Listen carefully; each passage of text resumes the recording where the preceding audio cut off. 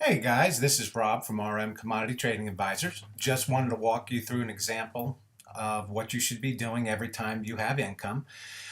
You'll know in the cash flow lessons that it tells you the first thing that you do is every time you have income, you want to map out and tell every dollar where to go. This is just an example of what you want to do. So when we have income come in, remember this is net income that comes in. So if you have net income, that's after everything's paid from your employer. So that's net of any healthcare expenses you have or any other expenses that come out for taxes before it actually gets put into your bank.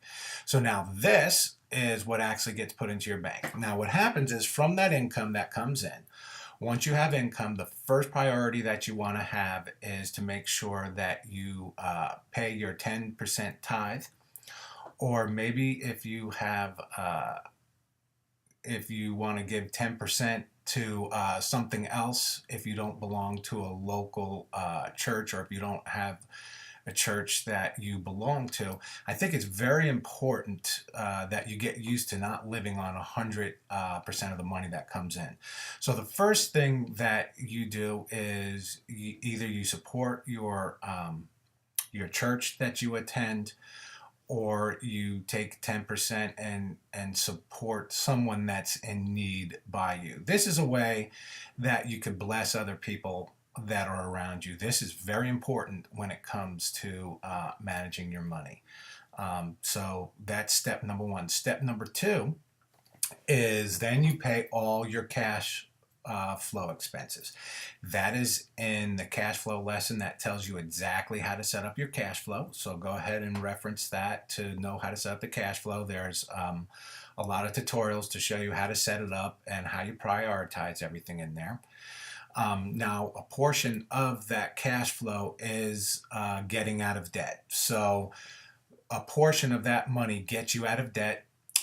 In the next 7 years or less, we try and get you out of debt in the next 7 years. So now that does not have you paying any more money. That's just with the current money that's coming in. That's not asking for any money.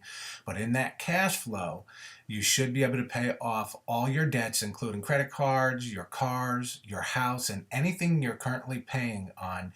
We should be able to try and get rid of that with your family bank that we set up for you.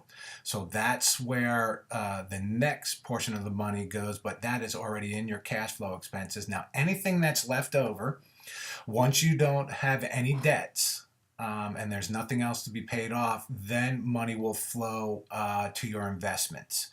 So this right here shows I put our extra cash flow into our fund, the 724 fund that I manage. I actually, any cash that we do not use in our cash flow for my family's growth and stuff like that, I put it into our income fund. But this would be wherever you want to invest. And I would talk to your advisors, or talk however you wanted to invest is during this leg is after you've paid off all your debts, then you go into investments and stuff like that. Okay?